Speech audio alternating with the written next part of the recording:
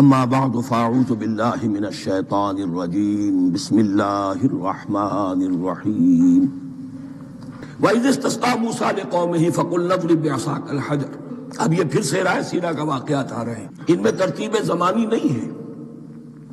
اریحا کی فتح جو ہے حضرت موسیٰ کے بعد ہے، لیکن اب یہاں پہ پھر ابھی وہ جو صحرائے تیہ میں جب بھٹک رہے تھے پھر اس کا ذکر ہے۔ وَإِذِ اسْتَسْقَىٰ مُوسَىٰ لِقَوْمِهِ فَقُلْنَا اضْرِب بِّعَصَاكَ الْحَجَرَ، اور جب کہ موسیٰ کی قوم نے موسیٰ سے پانی طلب کیا۔ اب صحرا میں آپ کو معلوم ہے جہاں پڑاؤ تھا اب وہاں پانی نہیں، 6 لاکھ ہو 7 لاکھ ہو کتنے افراد ہو، پانی چاہیے۔ وَإِذِ اسْتَسْقَىٰ مُوسَىٰ لِقَوْمِهِ فَقُلْنَا اضْرِب بِّعَصَاكَ الْحَجَرَ، تو ہم نے کہا کہ اپنے عصا سے ضرب لگاؤ چٹان پر۔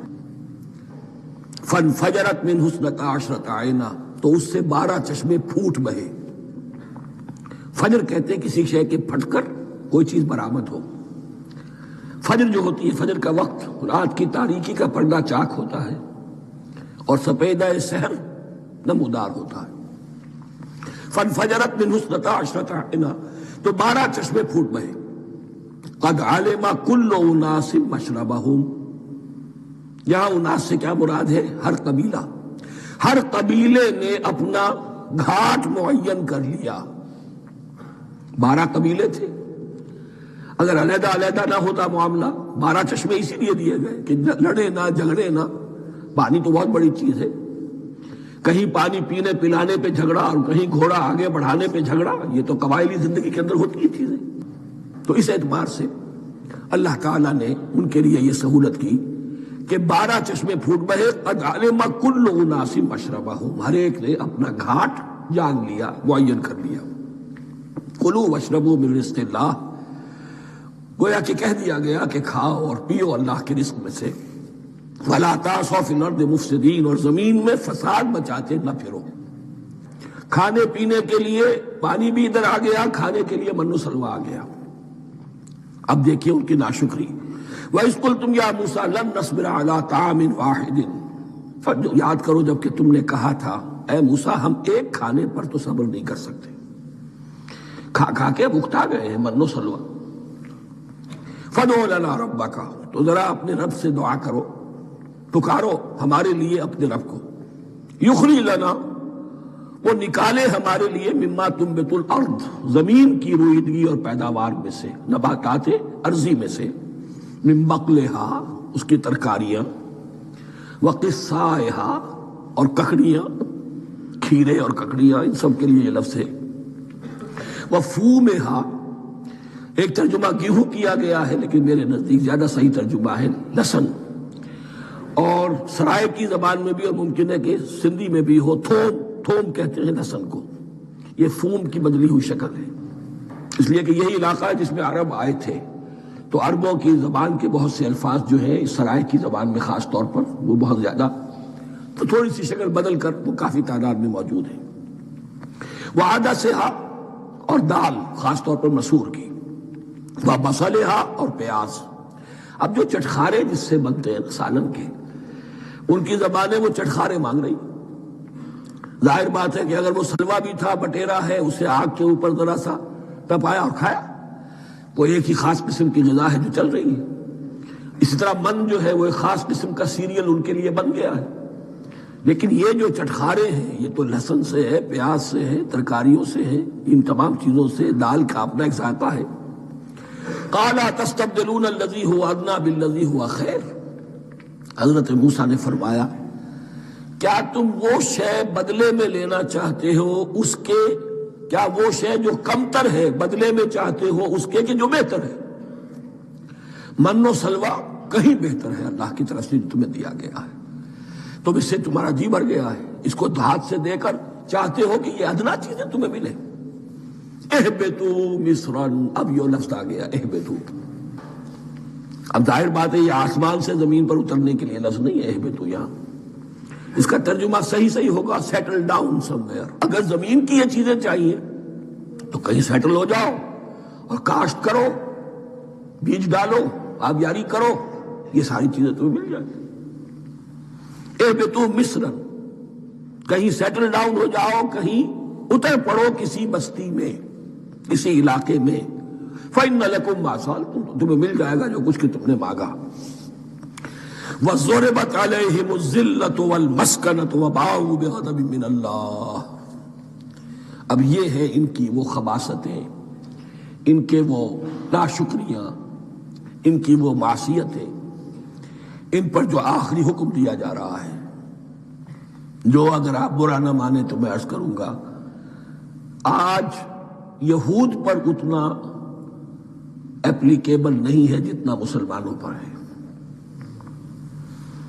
ضربت علیہم الذلۃ والمسکنۃ وباؤوا بغضب من اللہ۔ ذلت اور مسکنت، کم ہمتی ان پر تھوپ دی گئی۔ ضربت علیہم، it was heaped upon them. The humiliation was heaped upon them. ضربت علیہم الذلۃ والمسکنۃ وباؤوا بغضب من اللہ، اور وہ اللہ کا غضب لے کر لوٹے۔ وہی امت جس کے بارے میں فرمایا وَأَنِّي فَضَّلْتُكُمْ عَلَى الْعَالَمِينَ، اسی امت کا پھر یہ حشر ہوا۔ کیوں ہوا؟ نافرمانی۔ تمہیں کتاب دی تھی کہ تم پیروی کرو، تمہیں کتاب دی تھی کہ اسے قائم کرو۔ وَلَوْ أَنَّ أَهْلَ الْكِتَابِ أَقَامُوا التَّوْرَاةَ وَالْإِنْجِيلَ وَمَا أُنزِلَ إِلَيْهِم مِّن رَّبِّهِمْ لَأَكَلُوا مِن فَوْقِهِمْ وَمِن تَحْتِ أَرْجُلِهِمْ۔ اگر یہ تورات اور انجیل کو قائم کرتے، نافذ کرتے، تو نعمتیں زمین بھی اگلتی، ان کے قدموں کے نیچے سے نعمتیں جو ہیں وہ پھوٹتی، اور ان کے سروں کے اوپر سے بھی بارش ہوتی نعمتوں کی۔ لیکن اگر تم نے اس کو چھوڑ کر اپنی خواہشات، اپنے نظریات، اپنے خیالات، اپنا تمرد، اپنی سرکشی، اپنی حاکمیت، اپنی مصلحتیں، اپنی عقل، اس کو بالا تر کیا، تو پھر جو قوم اللہ کے قانون کی، اللہ کی ہدایت کی، اللہ کی کتاب کی امین ہوتی ہے دنیا میں، وہ اللہ کی ریپریزنٹیٹو ہوتی ہے، نمائندہ ہوتی ہے۔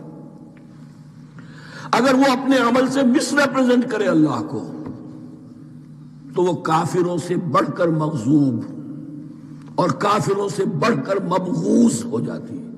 مغضوب بھی، مبغوض بھی۔ اس لیے کافروں کو تو دین پہنچانا تمہارے ذمہ تھا، تم نے دین ان کو کیا پہنچانا تھا، تم تو خود دین سے منحرف ہو گئے۔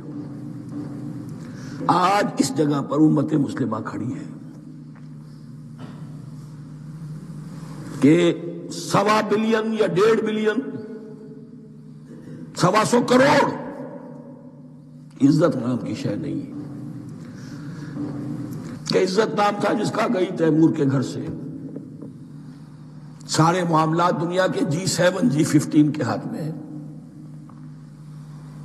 سیکیورٹی کونسل اس کے پرماننٹ ممبر کا ویٹو ہے، اور نہ سیکیورٹی کونسل میں اور نہ کہیں کسی G7 میں، نہ G9 میں، نہ G15 میں کوئی مسلمان ملک نہیں۔ کس نمی پرست کی بھیا کیستی۔ ہماری اپنی پالیسیز کہیں اور طے ہوتی ہیں، ہمارے اپنے بجٹ کہیں اور بنتے ہیں، ہماری صلح اور جنگ کسی اور کے اشارے سے ہوتی ہے۔ ریموٹ کنٹرول، یہ ذلت اور مسکنت۔ آپ کے ریڈیو پر، ٹیلی ویژن پر خبریں آتی رہیں کہ اتنے مسلمانوں کے ساتھ یہ کر دیا، اتنی مسلمان عورتوں کی بے حرمتی کر دی، لیکن یہاں ہم بیٹھے ہوئے اپنے اپنے دھندوں میں، اپنے اپنے کاروبار میں، اپنی اپنی ملازمتوں میں، اپنے اپنے کیریئرز میں، دنیا میں کیا کچھ ہو رہا ہے۔ بہرحال اس وقت یہ جو ہے، میں نے جیسا کہ عرض کیا تھا کہ یہ ہے تاریخ بنی اسرائیل کی، لیکن خوش طرح باشد کے سر دل براں، گفت آیت در حدیث دیگراں، یہ ہمارا نقشہ ہے آج اس آیت میں۔ ضربت علیہم الذلۃ والمسکنۃ وباؤوا بغضب من اللہ۔ اور یہ کیوں؟ ذالک بانہم کانوا یکفرون بآیات اللہ، یہ اس لیے کہ وہ اللہ کی آیات کا انکار کرتے رہے۔ وَيَقْتُلُونَ النَّبِيِّينَ بِغَيْرِ الْحَقِّ، اللہ کے نبیوں کو ناحق قتل کرتے رہے۔ ہمارے ہاں بھی مجددین امت میں سے کتنے ہیں جو جیلوں میں ڈالے گئے، جن کو ایسی ایسی مار پڑی ہے کہ کہا جاتا کہ ہاتھی کو بھی وہ مار پڑتی تو برداشت نہ کرتا۔ احمد ابن حنبل کے ساتھ کیا ہوا؟ ابو حنیفہ جیل میں انتقال کیا، امام مالک کے کندھے کھینچ دیے گئے، اتار دیے گئے، منہ کالا کر کے، اور اونٹ پر بٹھا کر پھرایا گیا ہے۔ امام دار الہجرہ شیخ احمد سرہندی جیل میں رہے، سید احمد بریلوی اور ان کے ساتھیوں کو خود مسلمانوں نے تہہ تیغ کیا ہے۔